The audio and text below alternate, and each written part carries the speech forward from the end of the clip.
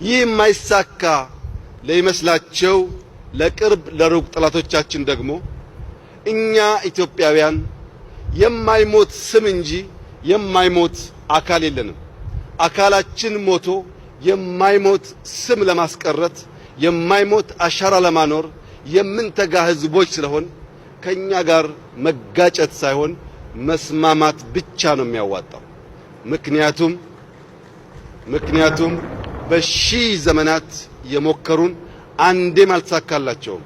በሺህ ዘመን ያላሳካነውን ደግሞ እንደምታዩት አቁመነዋል።